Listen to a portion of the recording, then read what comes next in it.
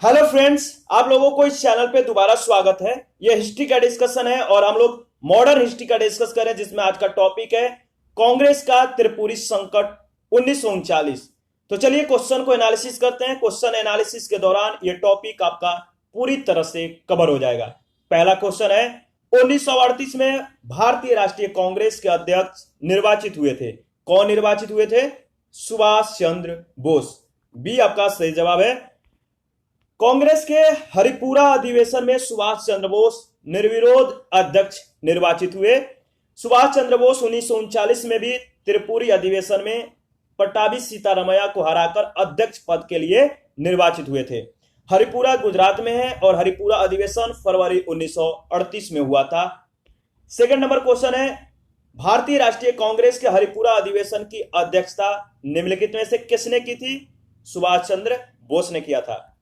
Question number third देखते हैं, हरिपुरा जहां भारतीय राष्ट्रीय कांग्रेस का वार्षिक अधिवेशन 1938 में सुभाष चंद्र बोस की अध्यक्षता में हुआ था, निम्नलिखित किस राज्य में स्थित है?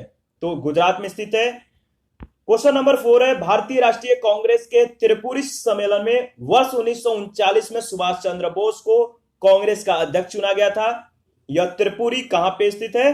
तो जबलपुर में। जबलपुर एमपी में पड़ता है। 1939 के त्रिपुरी सम्मेलन के अध्यक्ष सुभाष चंद्र बोस निर्वाचित हुए थे। किनको हराकर?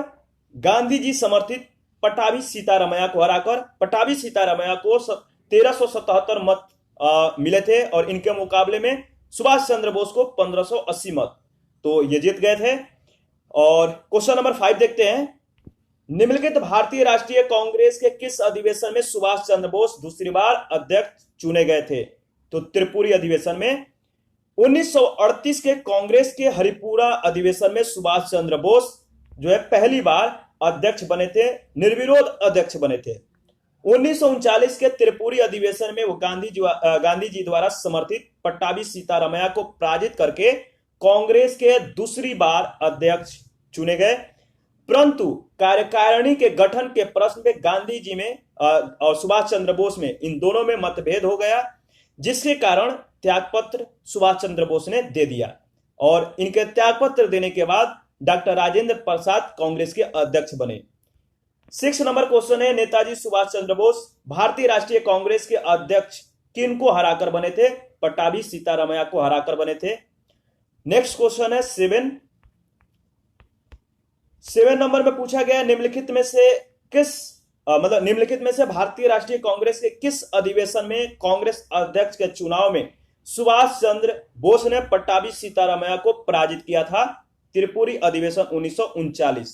आपका बी करेक्ट आंसर है। क्वेश्चन नंबर 8 है, सुभाष चंद्र बोस के त्यागपत्र के बाद भारतीय राष्ट्रीय कांग्रेस का अध्यक्ष कौन बना था?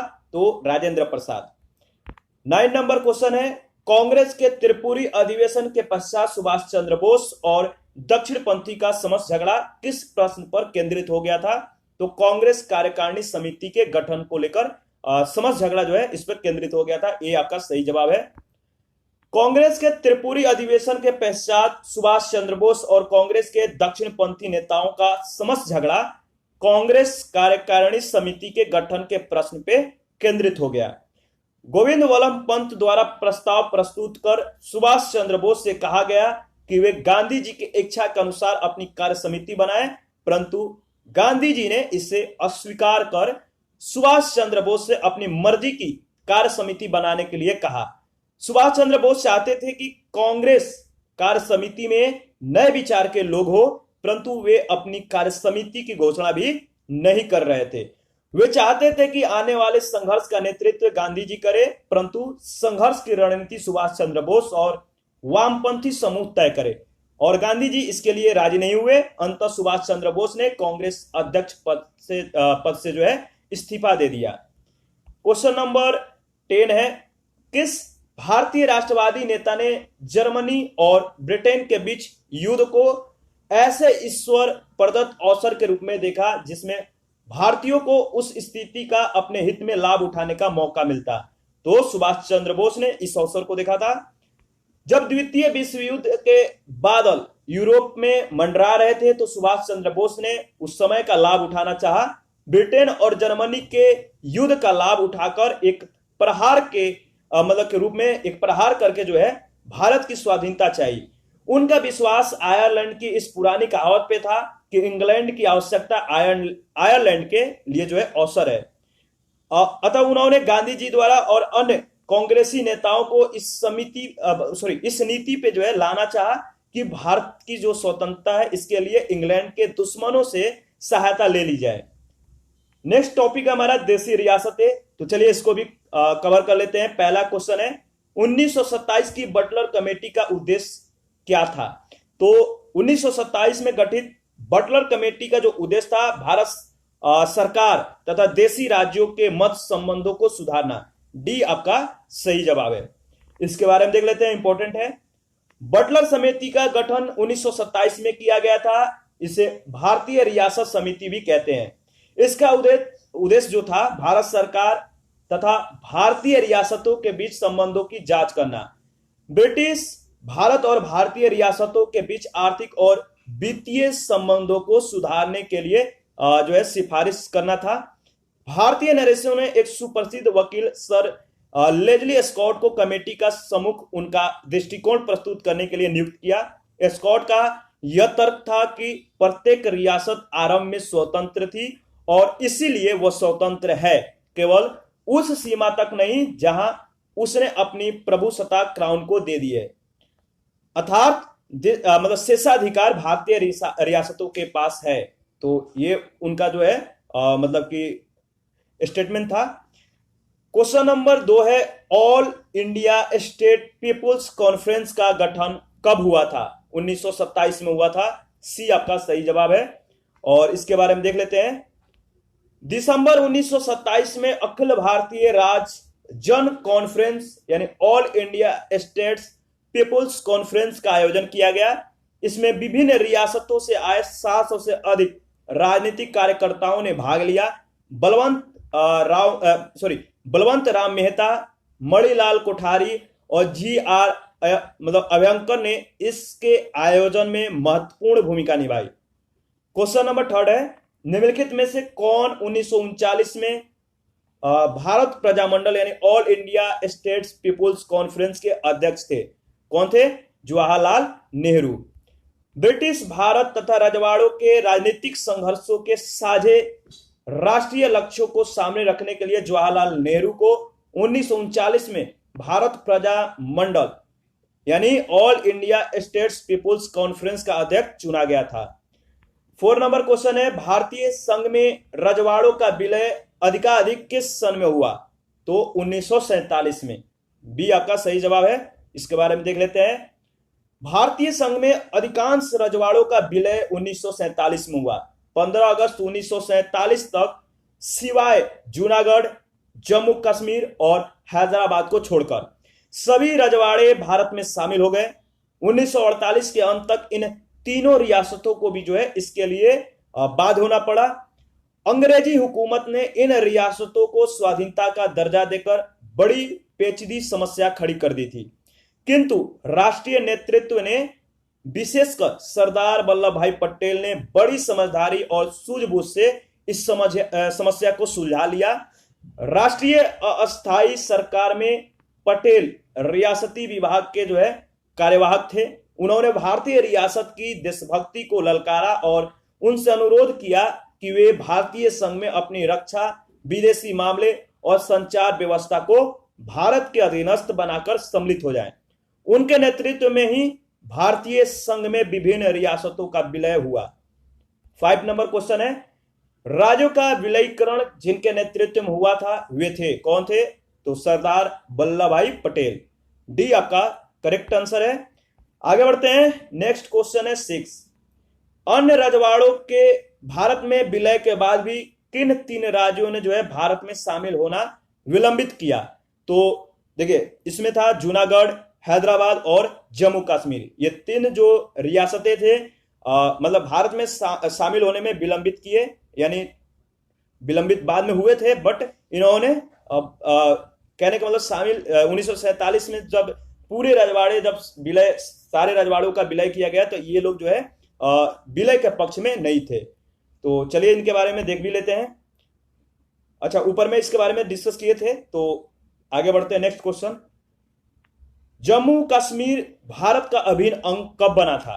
तो देखिए जम्मू कश्मीर भारत का अभिन्न अंग 26 अक्टूबर 1947 को बना था। सी सही जवाब है। 26 अक्टूबर 1947 को कश्मीर के महाराजा हरि सिंह भारत में विलय के लिए हस्ताक्षर पत्र पे जो है प्रधानमंत्री जवाहरलाल नेहरू को सौंप दिए। यानी हस्ताक्षर पत्र किनको सौंपे? जवाहरलाल नेहरू को। और जवाहरलाल नेहरू ने शेख अब्दुल्ला को प्रधानमंत्री नियुक्त करवाया। भारतीय सेना ने 27 अक्टूबर 1947 से पाकिस्तान के कबायली आक्रांताओं को भगाना आरंभ कर दिया। 8 नंबर क्वेश्चन है, भारतवर्ष के विभाजन के समय ब्रिटिश भारत के निम्नलिखित में से किस एक प्रांत ने एक संयुक्त और स्वतंत्र अस्तित्व के लिए योजना सामने रखी? वो था पंजाब। ये आपका सही जवाब है। भारत विभाजन के बाद पंजाब राज्य ने एक संयुक्त एवं स्वतंत्र अस्तित्व के लिए योजना प्रस्तुत की, किंतु सरदार पटेल के प्रयासों से उसके मंसूबे पर जो है पानी फिर गया। पूर्वी पंजाब, पटियाला और पहाड़ी राज्यों का एक संघ बनाया गया जिसे पेप्सू कहा गया। 9 नंबर क्वेश्चन है, निम्नलिखित देशी राज्यों में कौन यथावत जो है समझौता का पक्षधर था? वो था हैदराबाद। ये आपका सही जवाब है। आगे बढ़ते हैं, नेक्स्ट क्वेश्चन देखते हैं। अच्छा, इसके 1-2 पॉइंट है, देख लेते हैं, फिर नेक्स्ट टॉपिक हमारा आएगा। यथावत यानी स्टैंड स्टिल समझौता 29 नवंबर 1947 को हैदराबाद रियासत और डोमिनियन ऑफ इंडिया के मध्य हस्ताक्षरित हुआ।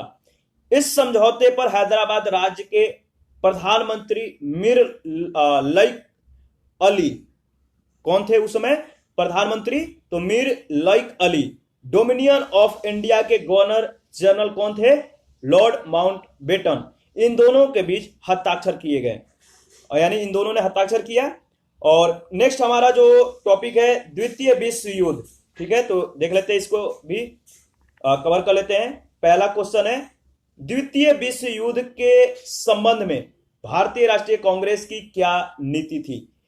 पूर्ण स्वतंत्रता का आश्वासन मिलने पर ब्रिटेन को सहयोग करने की पूर्ण नीति थी द्वितीय विश्व युद्ध के संबंध में। तो ये आपका सही जवाब है। इसके बारे में देख लेते हैं। 1939 में द्वितीय विश्व युद्ध आरंभ हुआ। कांग्रेस ने युद्ध में समर्थन के बदले भारत को स्वतंत्र राष्ट्र घोषित किए जाने का प्रस्ताव रखा।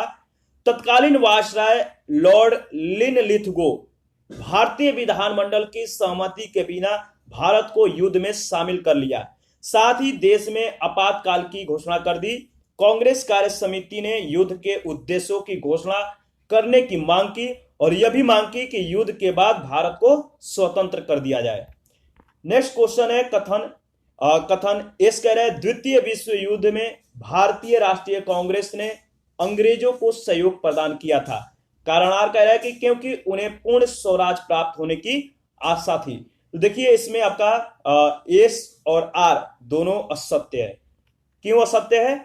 द्वितीय विश्व युद्ध के दौरान कांग्रेस द्वारा स्वीकृत प्रस्ताव में पोलैंड पर नाजी हमले और नाजीवाद और फांसीवाद की भर्त्सना की गई, लेकिन यह भी घोषित किया गया कि भारत जो है किसी ऐसे युद्ध में शामिल नहीं हो सकता जो प्रकटता लोकतांत्रिक स्वाधीनता की रक्षा के लिए लड़ा जा रहा हो, जबकि खुद उसे स्वाधीनता से वंचित रखा जा रहा हो। इस प्रकार कथन और कारण दोनों ही असत्य है, तो याद रखिएगा। नेक्स्ट आगे बढ़ते हैं, नेक्स्ट क्वेश्चन देखते हैं।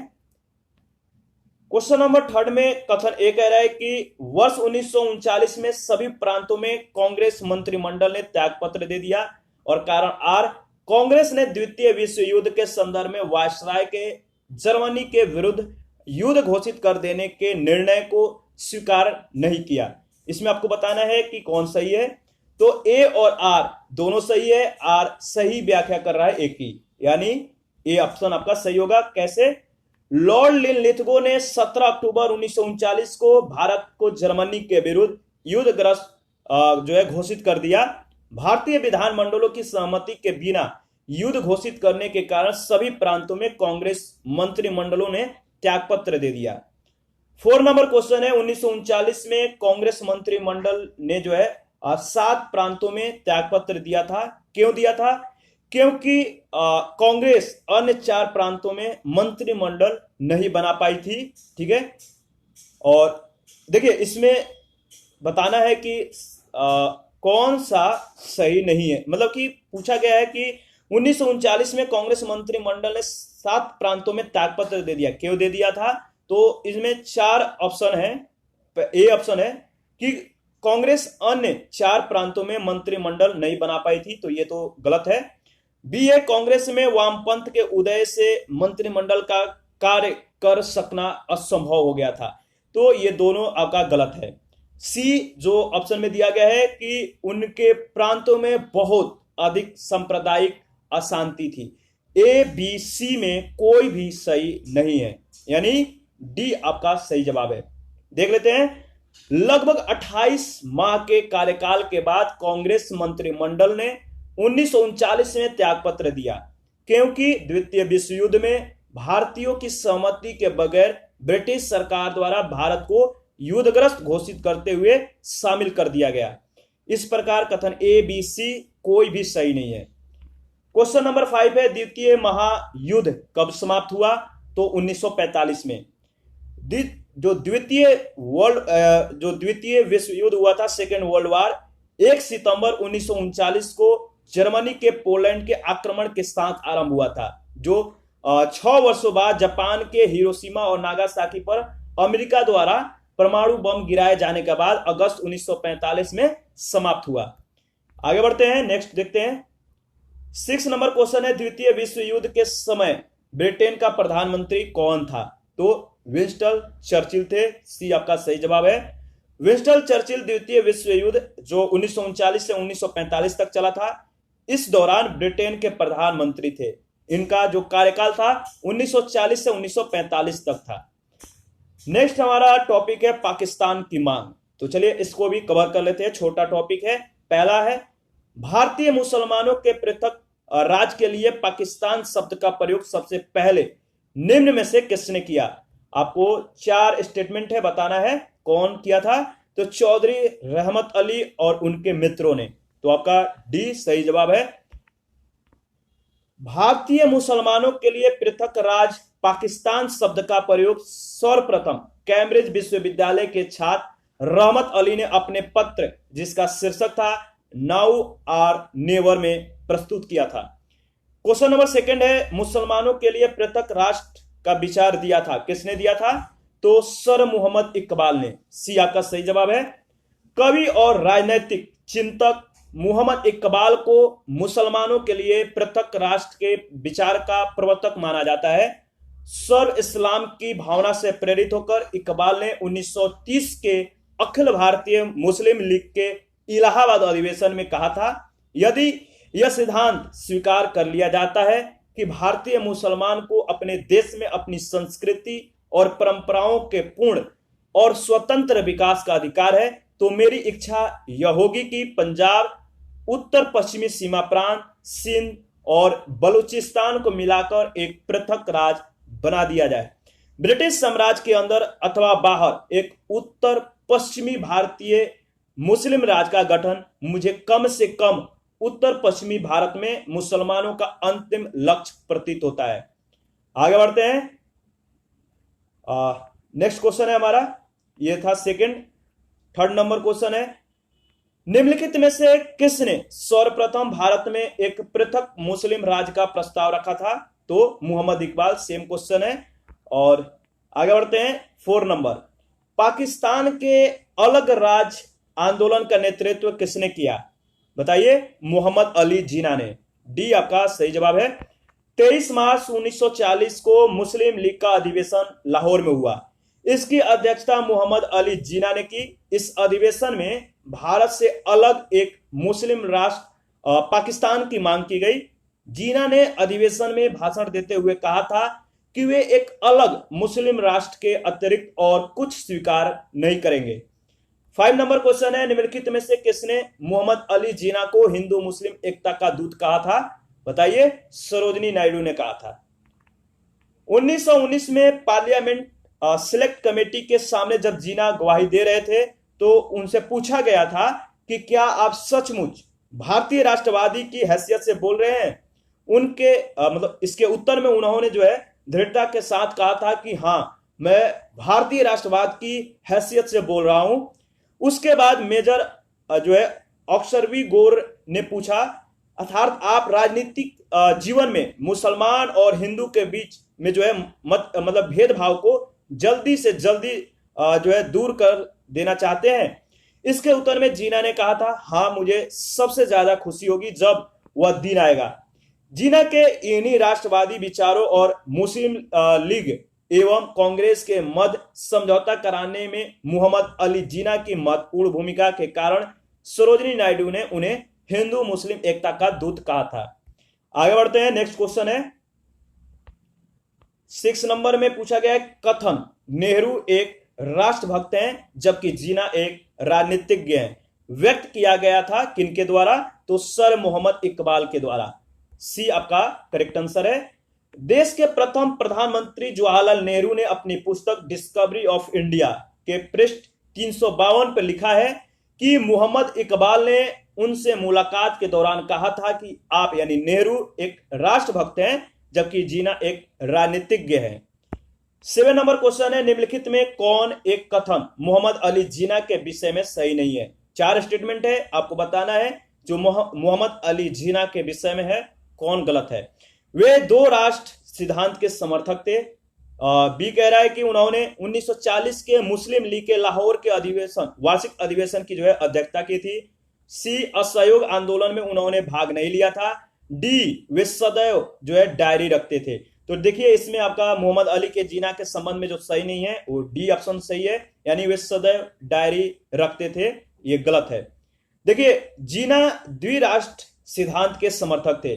23 मार्च 1940 को मुस्लिम लीग के लाहौर अधिवेशन की अध्यक्षता करते हुए मोहम्मद अली जीना ने भारत से अलग मुस्लिम राष्ट्र पाकिस्तान की मांग की। पाकिस्तान प्रस्ताव की रूपरेखा तैयार करने में सर सिकंदर हयात खां, फजलुल हक और खलीक उज़्मा का काफी हाथ था।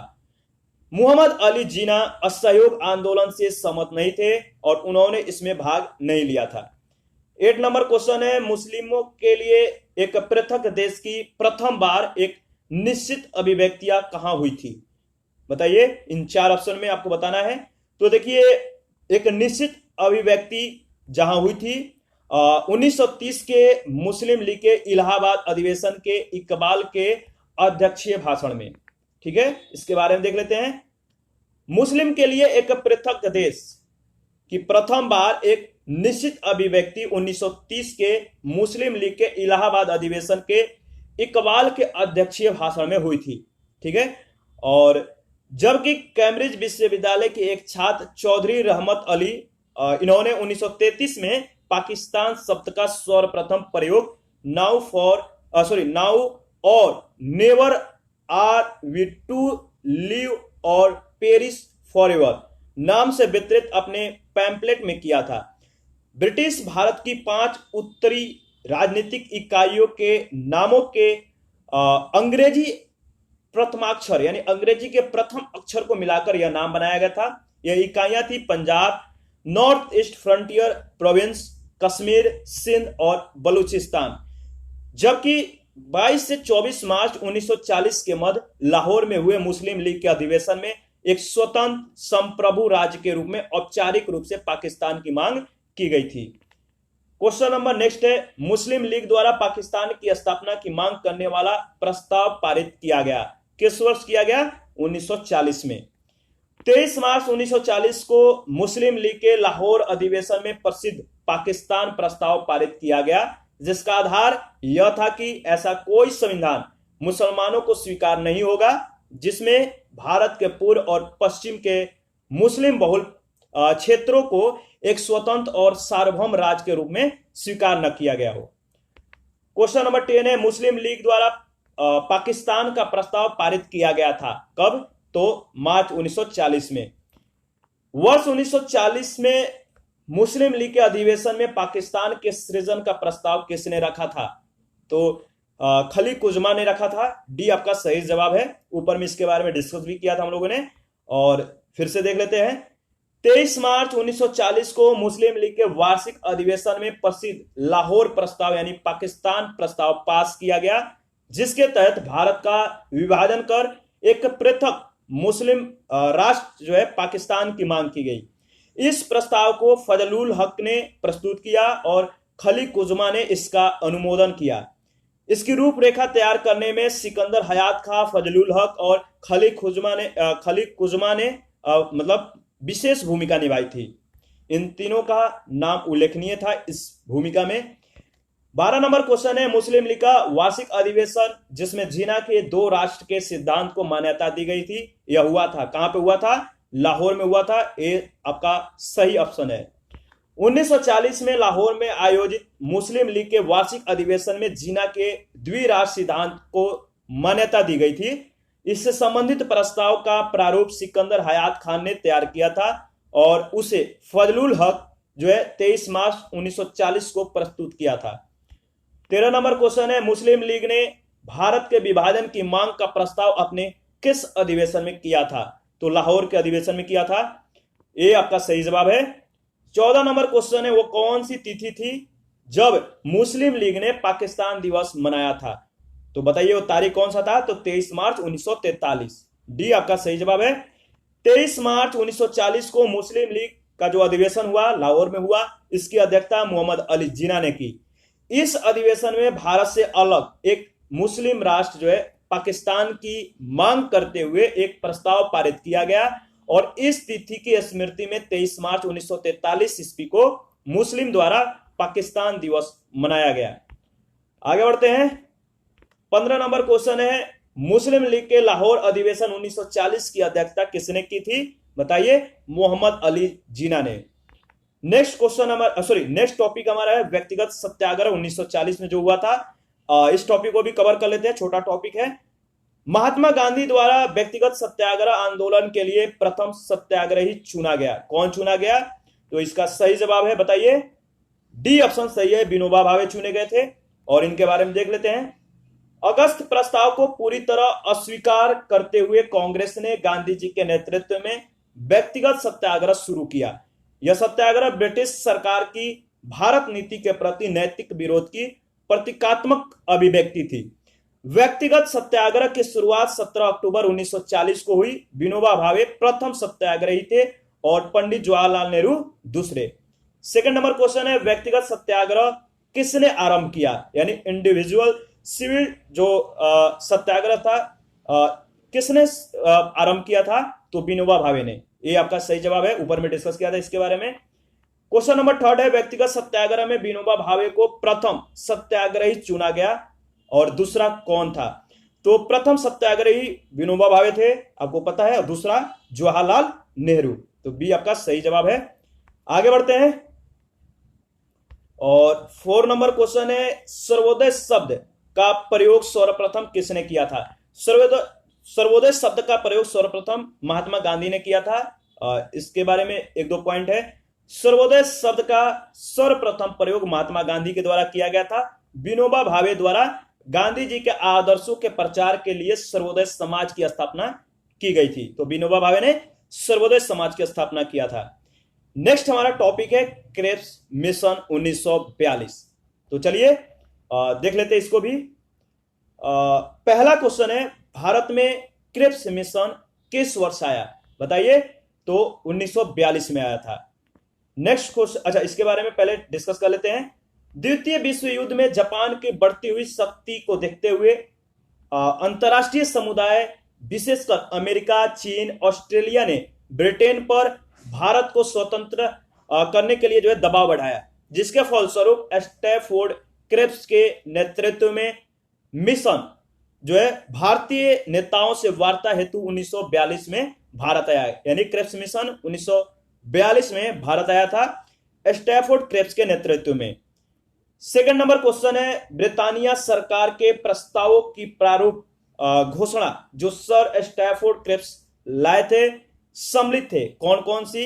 इसमें जो 4 स्टेटमेंट है, बताना है कि इसमें कौन कौन सा सम्मिलित था। तो पहला है कि भारत को एक डोमिनियन स्थिति दी जानी चाहिए। दूसरा है कि सब प्रांतों और राज्यों को मिलाकर एक भारतीय संघ होना चाहिए। तीसरा स्टेटमेंट है कि कोई भी प्रांत या भारतीय राज्य भारतीय संघ के बाहर रहने का निर्णय ले सकता है। और फोर्थ जो स्टेटमेंट है कि भारत का संविधान भारत की जनता द्वारा निर्मित किया जाए। तो इसमें देखिए आपका सही जवाब है डी। ठीक है, यानी चारों आपका सही जवाब है। सभी चारों स्टेटमेंट राइट है। नेक्स्ट हमारा देखिए क्वेश्चन देखते हैं। जो नेक्स्ट क्वेश्चन है इसके बारे में पहले देख लेते हैं, इसको डिस्कस कर लेते हैं। इस क्वेश्चन से रिलेटेड जो भी पॉइंट बनते हैं। स्टैफोर्ड क्रेब्स ने मार्च 1942 में भारत पहुंचा, यानी इनके पहुंचने पर जो है 1942 में जब ये भारत पहुंचते हैं, इन्होंने एक प्रस्ताव प्रस्तुत किया जिसकी प्रमुख शर्तें इस प्रकार थी जो दिया गया है। तो स्टैफोर्ड क्रेब्स जो 1942 में भारत पहुंचते हैं, तो इस प्रस्ताव में जो क्रेब्स मिशन है इसमें जो प्रमुख शर्तें थे वो यहां पे दिया गया है। पहला है युद्ध के बाद भारत को डोमिनियन राज्य का दर्जा दिया जाएगा जो किसी बाहरी सत्ता के अधीन नहीं होगा। इसमें दूसरा जो शर्तें थी, भारतीयों को अपना जो है संविधान निर्मित करने का अधिकार दिया जाएगा, जिसके लिए युद्ध के बाद एक संविधान निर्मात्री परिषद बनेगी जिसमें ब्रिटिश भारत के प्रांतों के निर्वाचित सदस्य और देशी रजवाड़ों के प्रतिनिधि शामिल होंगे। जो तीसरा इसमें शर्त थी, ब्रिटिश भारत का कोई भी प्रांत यदि नए संविधान को स्वीकार न करना चाहे तो उसे वर्तमान संवैधानिक स्थिति बनाए रखने का अधिकार होगा। नए संविधान को न स्वीकार करने वाले प्रांतों को अपना अलग संविधान बनाने की आज्ञा होगी। चौथा जो इसमें शर्त थी कि युद्ध के दौरान ब्रिटिश वायसराय की एक नए कार्यकारी परिषद का गठन किया जाएगा जिसमें भारतीय जनता के प्रमुख वर्गों के प्रतिनिधि जो है शामिल होंगे, लेकिन रक्षा मंत्रालय ब्रिटिश के नेतृत्व में ब्रिटिश नेतृत्व का पास होगा। नेक्स्ट क्वेश्चन है थर्ड, 1942 के क्रेब्स मिशन का एक महत्वपूर्ण पहलू था, बताइए। 4 स्टेटमेंट है, देखिए उसके बारे में ऊपर में क्रेब्स मिशन के बारे में ऊपर में डिस्कस कर चुके हैं हम लोगों ने। तो अगर इसका उत्तर होगा तो बी है, द्वितीय विश्व युद्ध के तुरंत पश्चात भारत संघ की स्थापना करना और उसे डोमिनियन पद प्रदान करना। तो बी आपका सही जवाब है। आगे बढ़ते हैं, क्वेश्चन नंबर 4 है, निम्नलिखित में से कौन सा क्रेब्स मिशन के संबंध में सही नहीं है? वह है आपका नई कार्य परिषद की नियुक्तियां जिसमें हिंदुओं और मुसलमानों का समान प्रतिनिधित्व। तो सी आपका ऑप्शन होगा। नेक्स्ट देखते हैं, और हमारा नेक्स्ट क्वेश्चन है 5, सर स्टैफोर्ड क्रेब्स की योजना में यह परिकल्पना थी कि द्वितीय विश्व युद्ध के बाद, इसमें 4 स्टेटमेंट है, बताना है कि द्वितीय विश्व युद्ध के बाद क्या परिकल्पना थी। तो भारत को पूर्ण स्वतंत्रता प्रदान की जानी चाहिए, ये बताइए सही है या गलत। तो ये देखिए दूसरा जो देखते हैं ये तो सही, कि इसमें परिकल्पना जो कहने वाला द्वितीय विश्व युद्ध के बाद जो स्टैफोर्ड क्रेब्स की योजना में जो परिकल्पना थी वो आपको बताना है। तो ये तो आपका उत्तर नहीं होगा। बी कह रहा है कि स्वतंत्रता प्रदान करने के पहले भारत को 2 भागों में विभाजित कर देना चाहिए, और सी कह रहा है कि भारत को इस शर्त के साथ गणतंत्र बना देना चाहिए कि वह राष्ट्रमंडल में शामिल होगा, और डी कह रहा है कि भारत को डोमिनियन स्टेटस दे देनी चाहिए। तो डी आपका सही जवाब है, डी ऑप्शन होगा। 6 नंबर जो क्वेश्चन है कि किसकी दृष्टि में क्रेब्स प्रस्ताव एक टूटे हुए बैंक के नाम एक उत्तर दिनांकित चेक है, बताइए कि किसकी दृष्टि में ये जो है बातें कही गई थी। तो देखिए महात्मा गांधी के दृष्टि में क्रेब्स प्रस्ताव था एक टूटे हुए बैंक के नाम का जो है एक उत्तर दिनांकित चेक था। तो आपका इसमें सही ऑप्शन ए होगा।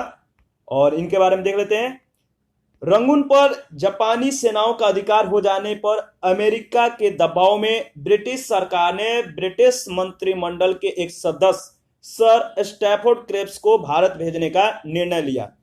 भारतीय नेताओं के साथ बातचीत करके कोई जो है कोई समाधान ढूंढा जा सके, इसलिए भेजा गया था। क्रेब्स प्रस्ताव में क्रेब्स जो है ये भारत में 3 सप्ताह रहे, मार्च अप्रैल 1942 तक। भारतीय नेताओं के साथ विचार विमर्श कर उन्होंने प्रारूप घोषणा के रूप में अपने प्रस्तावों की घोषणा की। महात्मा गांधी इसे जो है उत्तर तिथीय चेक यानी पोस्ट डेटेड चेक की संज्ञा दी। इस कथन में ऐसा मतलब इनके दृष्टि में कहने का मतलब यह था कि ऐसा बैंक जो टूट रहा है किसने मतलब जोड़ा यह स्पष्ट नहीं है। तो बीपीएससी का जो बीपीएससी ने क्वेश्चन पूछा था, बीपीएससी द्वारा जो उत्तर था महात्मा गांधी दिया गया था और यूपी के लोक सेवा आयोग ने इस प्रश्न का जो है उत्तर महात्मा गांधी अपनी वेबसाइट पे जो है प्रदर्शित किया है। तो जो है इसमें महात्मा गांधी आपका सही जवाब है। क्वेश्चन नंबर 7 है, निम्नलिखित कथनों पे आपको विचार करना है तो बताना है। तो देखिए पहला है भारत की पूर्ण स्वतंत्रता के लिए, मैंने कहने का मतलब कि क्रिप्स प्रस्ताव में प्रावधान जो सम्मिलित हैं तो इसमें आपको विचार करना है। और 2 स्टेटमेंट है क्रिप्स प्रस्ताव से संबंधित। पहला इसमें जो प्रावधान था ए ऑप्शन ने जो ए स्टेटमेंट दिया है कि भारत की पूर्ण स्वतंत्रता के लिए क्रिप्स प्रस्ताव में जो है प्रावधान सम्मिलित था। तो देखिए ये सही नहीं था, यानी ये सम्मिलित नहीं था, सही नहीं है। दूसरा है संविधान निर्मात्री निकाय की रचना के लिए, तो ये आपका सही है, केवल बी आपका सही जवाब है। नेक्स्ट देखते हैं। अच्छा इसके बारे में 2 पॉइंट है तो डिस्कस कर लेते हैं। क्रिप्स मिशन के तहत युद्ध के पश्चात भारत को डोमिनियन अधिराज्य का दर्जा दिए जाने का प्रस्ताव था। क्रिप्स मिशन ने संविधान निर्मात्री निकाय की रचना के लिए प्रस्ताव किया। यह संस्था भविष्य में ब्रिटिश राष्ट्रमंडल से पृथक होने अर्थात भारत की पूर्ण स्वतंत्रता के लिए प्रस्ताव कर सकती थी। तो 2 जो है मतलब कि कथन 2 असत्य है, ठीक है। इस प्रकार के केवल कथन 2 असत्य है। तो इसमें आपको क्या चुनना था तो एक बार देख लीजिए, मतलब कि कौन सा सही है, ठीक है। तो आपका बी इसमें सही है। आगे बढ़ते हैं। क्वेश्चन नंबर 8 है, निम्नलिखित प्रधानमंत्रियों में से किसने भारत में क्रिप्स भेजा। तो आपको बताना है कि किस प्रधानमंत्री के समय में क्रिप्स भारत आया था।